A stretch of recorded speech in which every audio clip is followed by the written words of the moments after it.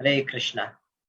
तो ये श्लोक देखने में तो बड़ा सिंपल लगता है कि ये जो चार कुमार हैं ये वैकुंठ में आए और 6 दरवाजे क्रॉस करके 7वें में आए और उन्होंने अपने सामने 2 द्वारपालों को देखा।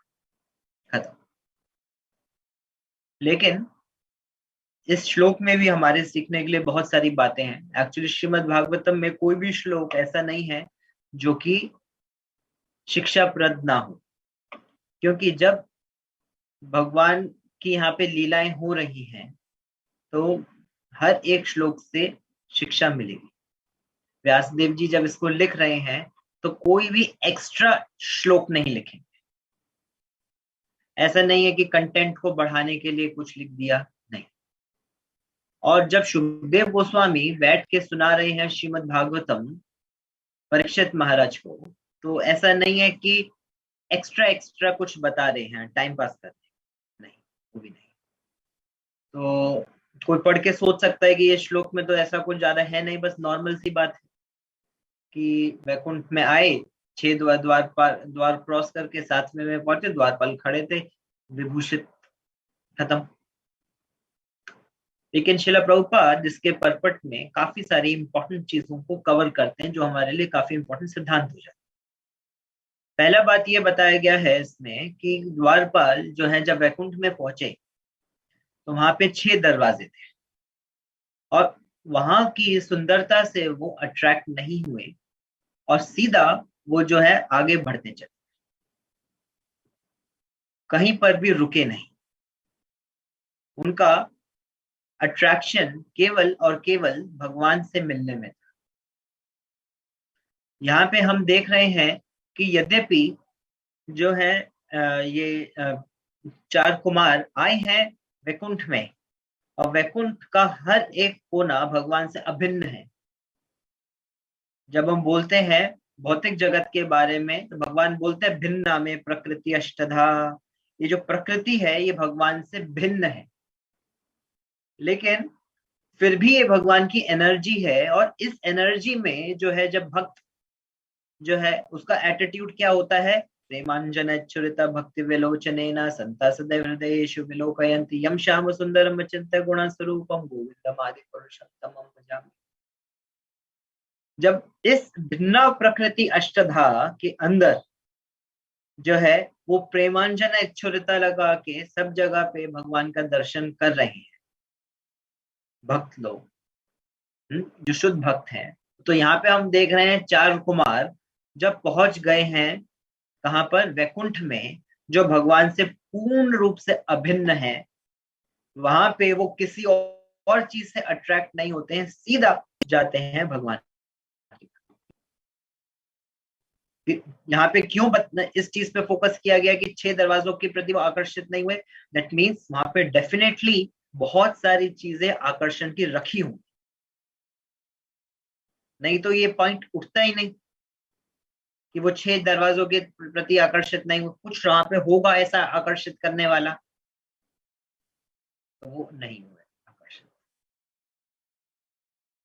ये हमारे लिए बहुत एक इम्पॉर्टेंट प्रिंसिपल है। जब हम भगवान की भक्ति की तरफ आगे बढ़ रहे हैं तो हमारे पास भी अलग अलग चीजें आएंगी जिनके प्रति हम लोग आकर्षित हो सकते हैं। हमें उनके प्रति आकर्षित ना होके अपना गोल एक ही तरफ रखना है। किस तरफ? भगवान की। अगर ऐसा नहीं होगा तो क्या होगा? भोग ऐश्वर्य प्रसक्ता नाम तया अपहृत चेतसाम। अगर हमारा मन भोग और ऐश्वर्य में लग जाएगा, भोग ऐश्वर्य प्रसक्ता नाम तया अपहृत चेतसाम, तो हमारी जो चेतना है वो कवर्ड हो जाएगी। व्यवसायत्मिका बुद्धि समादौ न विद्यते। और इस तरह से अपने हम लोग बुद्धि को हम लोग लगा देंगे दूसरी चीजों में, समादौ न विद्यते। तो फिर जो है भगवान में एक टक हमारा मेडिटेशन नहीं बैठेगा। जब प्रभुपाद जी अमेरिका जा रहे थे तो अमेरिका में भी प्रभुपाद ने लेक्चर दिया, तो प्रभुपाद जी एक लेक्चर में वहां बोलते हैं कि मैं I have come to your country for giving you this message for the business of Krishna. I have come to your country for the business of Krishna. I am not come here to see the things. मैं यहाँ पे घूमने फिरने के लिए नहीं आया, मैं यहाँ पे कृष्ण के कार्य के लिए आया। प्रभुपाद जी एक लेक्चर में बोलते हैं भागवत के। तो यद्यपि इंडिया से बाहर गए, हम लोग जाते हैं, इंडिया से बाहर जाएंगे तो हम लोग वहां के घूमने के लिए जाते हैं, चलो टूरिज्म के लिए जाते हैं, चलो घूम के आते हैं, क्या है क्या नहीं है कैसा है, हम लोग घूमने के पर्सपेक्टिव से जाते हैं। लेकिन प्रभुपाद जी कह रहे हैं कि मैं यहाँ पे घूमने के पर्सपेक्टिव से नहीं आया हूँ, मैं यहाँ पे भगवान के कार्य से आया। और हर जगह वो हर चीज को भगवान से कनेक्टेड ही देखते हैं।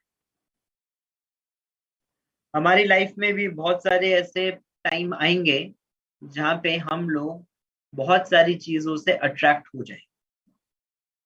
जरूरी नहीं है कि वो चीजें पॉजिटिव ही हो, जरूरी नहीं है वो चीजें हमेशा पॉजिटिव ही हो, जरूरी नहीं कि भाई हम लोग सिर्फ पैसे से या ब्यूटी से, सुख शांति से ही अट्रैक्ट हो। यहाँ पे अट्रैक्ट होने का मतलब है डेविएट होना, अपने रास्ते से हट जाना। तो कई बार हम लोग पॉजिटिव चीजों से की वजह से भी डेविएट हो जाते हैं, और कई बार नेगेटिव चीजों की वजह से भी डेविएट।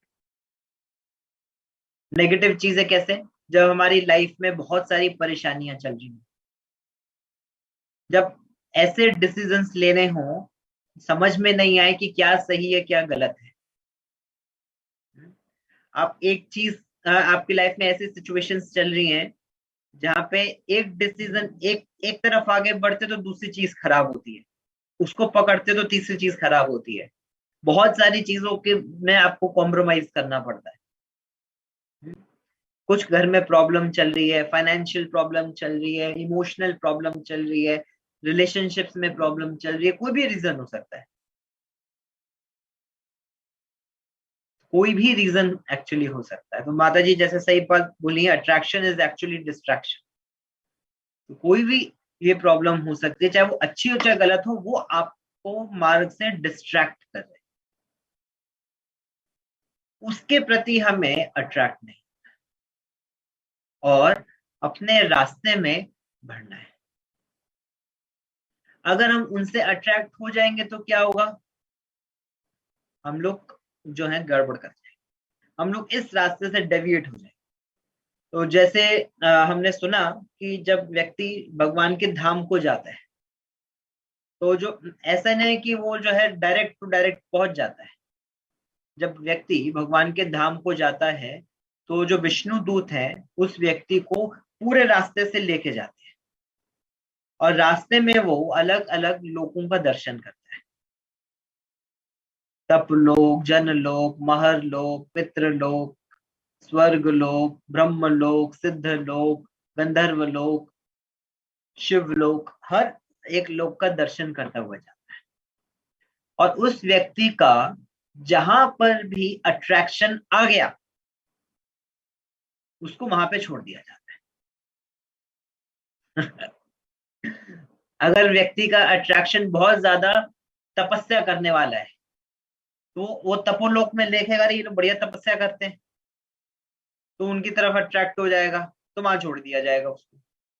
उसको बहुत ज्यादा सतोगुण सतोगुण का शौक है, मेरा घर भी सतोगुण, मेरा मेरा काम भी सतोगुण, मेरा दिनचर्या भी सतोगुण, मैं भी सतोगुण, सब कुछ सतोगुण, मेरे फोन में वॉलपेपर भी सतोगुण का, हर जगह सतोगुण ही सतोगुण चाहिए उसको।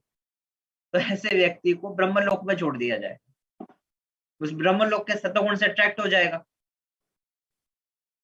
हाँ, तो उसकी इच्छा पूरी कर दी जाएगी कि जा सतोगुण में जा। तो इस तरह से अट्रैक्शन आ जाएगा। लेकिन ये जो बहुत बड़ी तपस्या है कि इन सारे के सारे अट्रैक्शन से बचते हुए अपना कॉन्शियसनेस केवल एक ही तरफ लगा के आगे बढ़ना, ये बहुत बड़ा चैलेंज है एक्चुअली, ये बहुत बड़ा चैलेंज है। तो इस चैलेंज की हमें प्रैक्टिस करने की जरूरत है। ऐसा नहीं है कि उस समय हम लोग बैठ जाएंगे विष्णु दूतों के साथ विमान में और पहुंच जाएंगे वैकुंठ।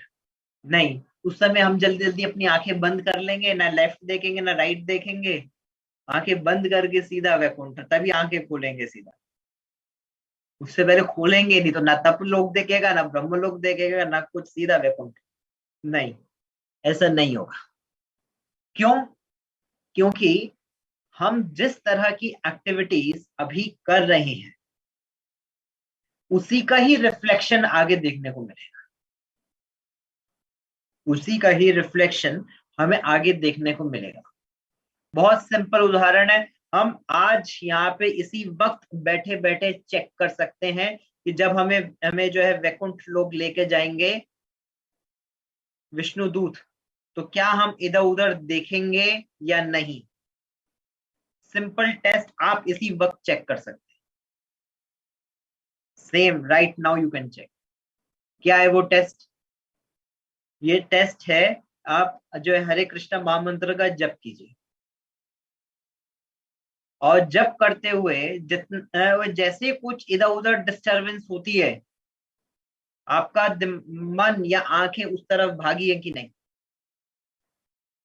आप टेस्ट करके देखिए। अगर भाग रही हैं, हाँ, इसका मतलब हमारी सिचुएशन अभी बहुत खतरे वाली है। अभी हमें वैकुंठ लोग लेके जाएंगे तो हम लोग पहुंचेंगे नहीं, हम लोग इधर उधर दूसरे लोकों में चले जाएंगे, जा नहीं पाएंगे। ये सिंपल टेस्ट है, हम आज भी बैठे बैठे कर सकते हैं, पता चल जाएगा हमारा लेवल, क्योंकि हमारा अट्रैक्शन किधर है। यम यम वापी स्मरण भावम त्यक्तजन्ते कलेवरम, जैसा भाव हम लोग बना के चलेंगे अपनी लाइफ में, वही तो लेके हम आगे बढ़ेंगे। तो हमें सबसे पहले बहुत ज्यादा जरूरी है कि फोकस करके अपना जप को सुधारने का प्रयास करें, और आसपास होने वाली डेविएशन से या डिस्टरबेंस से या अट्रैक्शन से हम लोग डेविएट ना। कौन कैसे जप कर रहा है, कौन क्या कर रहा है, कौन सा बर्तन गिर गया, क्या हो गया, बहुत सारी चीजें हो सकती है जो हमारे माइंड को डिस्टर्ब कर सकती है, लेकिन बचाएं। जैसे जैसे हम अपने आप को यहाँ पर बचाने का प्रयास करेंगे, उतनी पॉसिबिलिटी बढ़ेगी कि हम लोग डेविएट नहीं। और फिर यहाँ पे देखिए, यहाँ तो और भी एक एडवांस लेवल का उदाहरण दिया जा रहा है, जहाँ पे बताया गया है कि वैकुंठ पहुंच के भी भगवान तक पहुंचने के 7 दरवाजे हैं। और ये जो है चार कुमार जो है, ये 6 के 6 दरवाजों में अट्रैक्ट नहीं हो रहे हैं। वो लोग सोचो किस लेवल तक जो है भगवान हमें टेस्ट करेंगे। और उसमें भी ऐसे भक्त हैं जो जो इस लेवल पे आ गए हैं कि वो वैकुंठ को भी मना कर देंगे, वो द्वारिका को भी मना कर देंगे, वो अयोध्या को भी मना कर देंगे, और सीधा भगवान के गोलोक में एंटर करेंगे। हम लोग कहते हैं back to home, back to godhead, हमें कहीं नहीं जाना, हमें तो गोलोक ही जाना है। हम अयोध्या से कॉम्प्रोमाइज नहीं करेंगे, हम लोग द्वारका से कॉम्प्रोमाइज नहीं करेंगे, हम लोग वैकुंठ से कॉम्प्रोमाइज नहीं करेंगे, हम तो गोलोक वासी हैं, गोलोक में जाएंगे। गोलोक भी बहुत ऊपर है, वो तो वैकुंठ में भी सबसे ऊपर है। तो सोचिए कैसे अट्रैक्शन बैठेगा, कैसे हमें कितना तैयारी करना पड़ेगा उस अटैचमेंट से बचने की। उसकी तैयारी हमें आज करने की जरूरत है। कितना समय है तैयारी करने के लिए? कितना समय है तैयारी करने के लिए? पता नहीं। ये हमें मालूम ही नहीं है कि हमारे पास तैयारी करने के लिए कितना समय। ये बड़ा अजीब सिचुएशन है। हमें इतनी बड़ी तैयारी करनी है और हमें मालूम ही नहीं है कि कितना तैयारी करने के लिए टाइम है, कभी भी एग्जाम आ जाएगा। मृत्यु निश्चित है, मृत्यु निश्चित है, लेकिन समय अनिश्चित है, कभी भी आ जाएगा। अब क्या करेंगे ऐसे? तो इसलिए क्या बोलते भगवान, तीव्रेन भक्ति योगेन, तीव्रता के साथ जो है भक्ति करने की जरूरत है। यदि तीव्रता के साथ भक्ति करने का प्रयास करेंगे तो खटवांग महाराज भी जो एक पल भक्ति करके निकल लिए भगवान के धाम। तो सोचिए हमारे को तो प्रॉपर टाइम मिला है, लेकिन फिर भी हम लोग अपनी तीव्रता के ऊपर पूरी तरह से डिपेंड कर भी नहीं पाएंगे। अपनी तीव्रता के ऊपर पूरी तरह से डिपेंड कर भी नहीं पाएंगे, क्योंकि हमारे अकेले के हरे नाम में बल नहीं है। हमारे अकेले के हरि नाम में बल नहीं है। हमें तो गुरु की सहायता चाहिए, गुरु के ऊपर डिपेंड होके आगे बढ़ना पड़ेगा। इसीलिए तो हमारे को लेके जाने वाले, हमारे शिप को चलाने वाले, उसके जो कैप्टन है वो गुरु है। शिप को चलाने के लिए जो कैप्टन है वो गुरु खुद है, उस शिप को चलाने के। तो इसलिए हमें जो है गुरु की जो है शरण लेने की बहुत ज्यादा जरूरी है। अगर नहीं लेंगे शरण तो क्या होगा? तो हम लोग अपने बल पे कितना कर पाएंगे? हाँ, कितना कर लेंगे? उतना कर पाएंगे जितना हमारे पास दम था, उतना ही तो कर पाएंगे। उसके बाद क्या कर पाएंगे? जैसे अगर मैं अपने फोन को चार्ज नहीं करूंगा तो ये अपने बल पे कितनी देर चल जाएगा? कुछ घंटे चल जाएगा, धीरे धीरे इसकी बैटरी कम होगी और एक टाइम आएगा इसका बैटरी खत्म ही हो जाएगी। तो हम भी कब तक चल पाएंगे? कुछ महीने, कुछ दिन, कुछ साल तक चल लेंगे। फिर उसके बाद क्या? हम अपने बल पे तो नहीं पहुंच पाएंगे। इस एक का वर्णन आता है, वहां पे बताया गया है कि गुरु बिनु भवनिधि तरई ना कोई, जो बिरंची संकर सम होई। मतलब गुरु के बिना तो कोई भी नहीं तर सकता, भले ही वो भक्त शंकर के समान क्यों ना। भले ही वो भक्त जो है शंकर जी के समान, शिव जी के समान क्यों ना हो भक्ति में, तो भी वो गुरु के बिना नहीं तर सकता। तो अब क्या करें? तो इसलिए जो है बहुत जरूरी है गुरु की शरण लेना। नहीं तो कहीं ना कहीं तो हम लोग बिविल्डर हो ही जाएंगे, कहीं ना कहीं तो अट्रैक्शन आ ही जाए। और भगवान भी बहुत विचित्र है, इनका ये जो गुण है वैराग्य का, बहुत ही डेंजरस गुण है, रिस्की बहुत है। भगवान को एक पल नहीं लगेगा वैराग्य दिखाने में। वो कह देंगे अरे अच्छा तेरा अट्रैक्शन इधर है, जा जा जा जा कोशिश कर। वो उधर कंपैशन भी नहीं दिखाएंगे, पूरा वैराग्य दिखा देंगे कि जा कोशिश कर ले। और पता नहीं फिर कितने सालों तक हमें जनलोक, तपलोक, मारलोक में रहना पड़ जाएगा। फिर उसके बाद पता नहीं क्या होगा, डेविएशन कैसा आ जाएगा पता नहीं चले। और वहीं पर जो है शिला प्रभुपाद जी कहते हैं कि तुम मेरी धोती को पकड़ लो, मैं तुम्हें पीछे के दरवाजे से भगवान के धाम में ले जाऊं। क्या बोल रहे हैं प्रभुपाद जी? सुना आपने स्टेटमेंट? प्रभुपाद जी बोलते तुम मेरा धोती पकड़ो, मैं तुम्हें पीछे के दरवाजे से ले जाऊंगा। I have the key of the back door of Golok. हाँ, ये ऐसे ऐसे भक्त के हमारे को प्रचार कर रहे हैं, हमारे को बचा रहे, हम उनकी परंपरा में आ रहे हैं। हाँ, तो कोई कह सकता है कि ये तो उन्होंने अपने शिष्यों से बोला था, प्रभुपाद ने मेरा धोती पकड़ लो। लेकिन इसमें एक बहुत अच्छी बात ये है कि दादा को पोते से ज्यादा प्यार होता है बाप से। तो दादाजी के को हम जो प्रभुपाद के पोते पोती हैं उनको ज्यादा हम लोगों से प्यार होगा।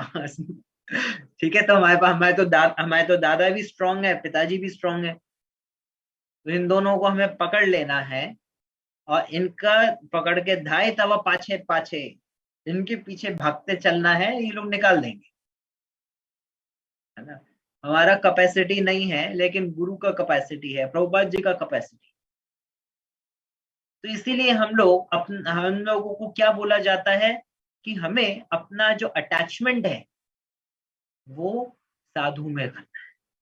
ये हम लोग श्रीमद् भागवतम के तीसरे स्कंद में ही पढ़ते हैं। ये जो बात है, कपिल मुनि जय है देवहूति अपनी माँ को उपदेश देते हैं, और उन उपदेशों में से एक ये आता है कि जो व्यक्ति है उसको जो है साधु में अपना अटैचमेंट बना,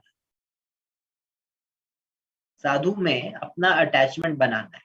इस विषय के ऊपर बहुत डिटेल में कई श्लोक हैं जिसमें बोला गया है। जब मैं महाराज के साथ मॉरिशस गया था तो वहां पर जो है महाराज ने यही वाला सेक्शन लिया था भागवतम, और एक हफ्ता महाराज वहां पे क्लास दिए थे, और यही सेक्शन बार बार वहां पे चल रहा था कि किस तरह से हमारा अटैचमेंट साधु में होना चाहिए।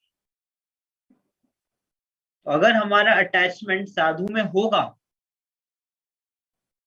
तो सब प्रॉब्लम्स खत्म हो जाएंगे, तो हमारे सब प्रॉब्लम्स खत्म हो जाएंगे। अभी साधु में अटैचमेंट कैसे आएगा? अभी साधु में तो अटैचमेंट आएगा जब हम उनसे सुनेंगे। देखिए, अगर हमारा गुरु से अटैचमेंट है उनकी प्रेजेंस से, बपू से, तो हम लोग ये जो बपू के डिसअपियर होने के बाद अपने आप को अनाथ समझने लगे, हम अपने आप को अनाथ समझने लगेंगे, और कुछ समय के बाद जो है हम लोग और ज्यादा इंडिपेंडेंट होते चले जाएंगे, और जितना इंडिपेंडेंट होते चले जाएंगे उतना हम लोग जो है इस ये जो मूवमेंट है उसे बाहर निकलते चले, पता नहीं चलेगा। हम लोग जितना इंडिपेंडेंट होंगे उतना डेविएट होते चले। इसीलिए हमारा जो अटैचमेंट है वो बढ़ जाना चाहिए गुरु की वाणी से। देखिए, हम सब ने अभी तक, मोस्ट ऑफ अस, हमने जो है प्रभुपाद जी को फिजिकली नहीं देखा, ठीक है, लेकिन हम लोगों को जनरली जो है प्रभुपाद जी की फिजिकल प्रेजेंस की कमी महसूस नहीं होती। क्यों? क्योंकि हम लोग प्रभुपाद जी का गुरु पूजा अटेंड करते हैं, हम लोग जो है प्रभुपाद जी की बुक्स पढ़ते हैं, प्रभुपाद जी के लेक्चर्स को सुनते हैं, है ना। जब भी हम कुछ काम करते हैं तो उससे पहले प्रभुपाद जी का जो है प्रणाम मंत्र बोलते हैं। और जैसे जैसे हम लोग भक्ति में आगे बढ़ते हैं, हम लोग देखते हैं कहीं ना कहीं हमारा प्रभुपाद से कनेक्शन बनता है। नहीं तो ऐसे कैसे हो गया कि इतने सारे भक्त जो इतनी सारी रियलाइजेशन शेयर कर जाते हैं प्रभुपाद जी के बारे में, वो तो मिले नहीं है प्रभुपाद से। तो क्यों? क्योंकि हमारा जो प्रभुपाद से जो कनेक्शन है पूरा का पूरा वाणी पे 100%, और क्योंकि ये कनेक्शन वाणी से है तो हम लोग प्रभुपाद जी की प्रेजेंस को मिस नहीं करते, रादर हमारा over the time connection strong होता चला। लेकिन जब गुरु डिसअपियर होते हैं तब क्या होता है कि बहुत सारा केस ऐसे देखे जाते हैं कि हम लोग काफी लोग जो है वो छोड़ देते हैं प्रोसेस, गुरु के डिसअपियर होने के बाद। उसके पीछे मेजर कारण यही है कि लोग कि जो भक्त थे वो गुरु के वपू से अटैच थे, वाणी से अटैच नहीं हुए थे जितना जरूरी था। तो इसीलिए हमें जो है गुरु की वाणी से अपने आप को अटैच करना होगा। अगर हम अटैच कर लेंगे तो हम लोग जो है किसी भी सिचुएशन में अपने गुरु से अलग नहीं, और उनकी प्रेजेंस को हमेशा फील कर पाएंगे। तो इससे क्या होगा, हमारे को जो है संग मिलेगा, और इस संग की वजह से क्या होगा, हम लोग जो है आगे बढ़ने के लिए जो है तैयार होंगे, हम लोग हटेंगे नहीं। और जब इस तरह का अटैचमेंट होगा तब क्या होगा, हमारे अंदर जो है डेविएशंस नहीं आएंगी, और जब डेविएशंस नहीं आएंगे तब क्या होगा, हमारा जो मार्ग है वो डिस्टर्ब नहीं, हम लोग उसी मार्ग पे बिना डेविएट हुए अनडेविएटेडली आगे बढ़ते चले। तो ये जो हुआ इस श्लोक का फर्स्ट पार्ट, जिसपे अभी हमने डिस्कस किया, जहाँ पे बताया गया है कि भगवान के आवास वैकुंठपुरी के 6 द्वारों को पार करने के बाद और सजावट से तनिक भी आश्चर्यचकित हुए बिना उन्होंने 7वें द्वार पर एक ही आयु मतलब वो 7वें द्वार तक पहुंच गए। तो ये आपका ट्रांसलेशन का फर्स्ट पार्ट हो गया, जिस पे अभी हमने डिस्कस किया। अब सेकंड पार्ट में यहाँ बताया गया है कि कि दो चमचमाते प्राणियों को देखा जो गदाएं लिए हुए थे और अत्यंत मूल्यवान आभूषणों, कुंडलों, हीरों, मुकुटों, वस्त्रों इत्यादि से अलंकृत थे। तो प्रभुपाद जी इसके एक्सप्लेनेशन में क्या लिखे कि वैकुंठ लोक में वृद्धावस्था नहीं होती, अतएव कोई यह अंतर नहीं कर सकता कि कौन से अधिक आयु का है। क्या मतलब हुआ इस बात का कि वहां पर वैकुंठ में जो है कहीं पे भी ये आयु का डिफरेंस नहीं, कहीं पर भी कोई आयु का डिफरेंस नहीं है। क्यों नहीं है?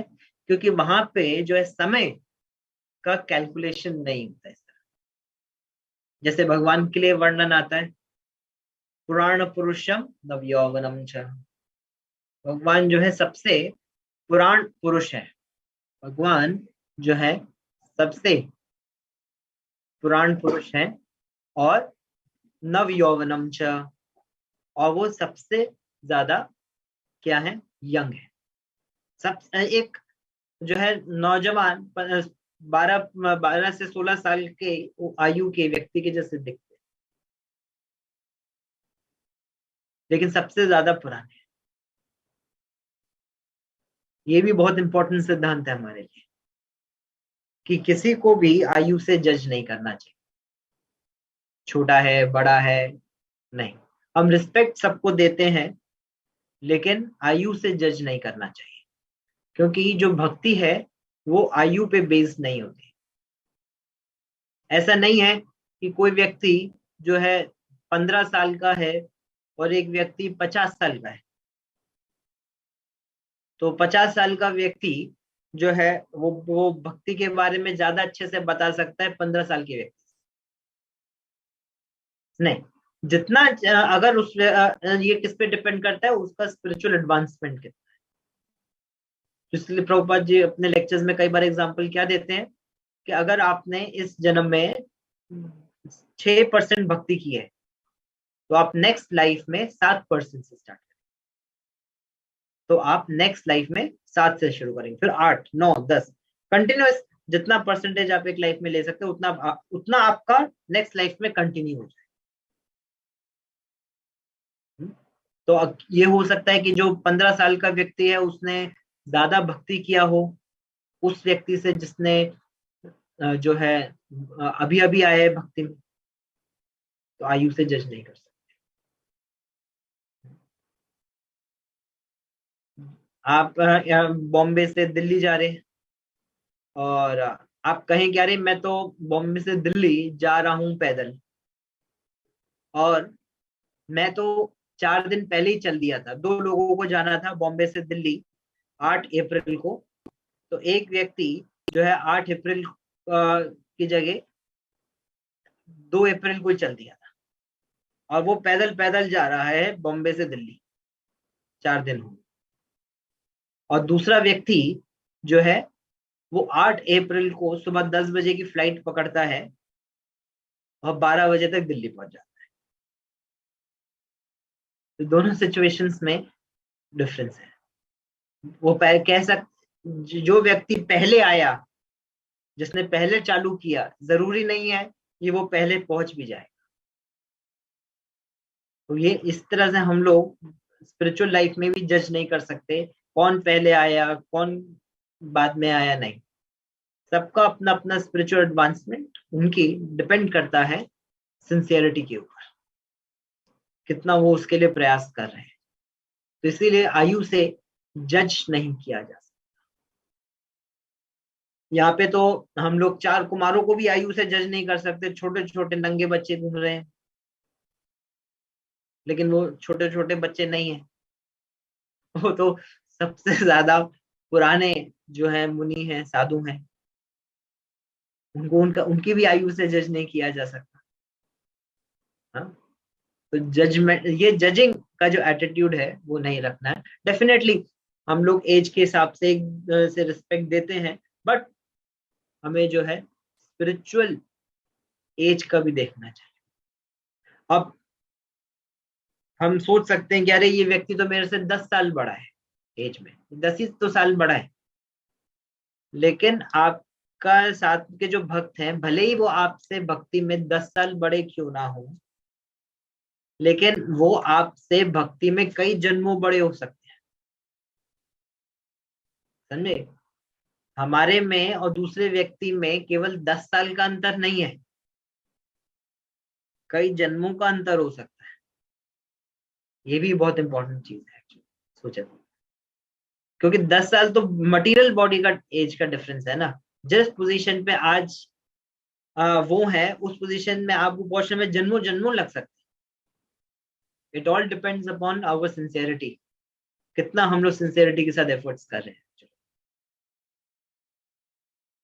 तो यहाँ पे हम लोग ये भी सिद्धांत को देख रहे हैं कि हम लोग किसी को भी आयु से जज नहीं कर सकते। तो दो मुख्य हमने आज डिस्कस किए टॉपिक्स। पहला ये डिस्कस किया कि ये जो वैकुंठ जाने का जो मार्ग है, इसमें दूसरी चीजों से हम लोग अट्रैक्ट ना हो। अट्रैक्ट होंगे तो क्या होगा, और अट्रैक्ट ना होने के लिए क्या करना, पहला हमने इस टॉपिक पर डिस्कस किया। और दूसरा हमने डिस्कस किया जजमेंटल होने से बचने की, कि हम लोगों को उनका फिजिकल एज से, इस बॉडी की एज से जज ना करें, सबको रिस्पेक्ट दें। तृणादपि सुनीचेना तरोरपि सहिष्णुना अमानी ना मान देना, सबको रिस्पेक्ट दें, प्रोसेस को सिंसियरली करने का प्रयास करें। तो आई स्टॉप हियर, अगर किसी का कोई प्रश्न है तो पूछ सकते हैं। हरे कृष्णा।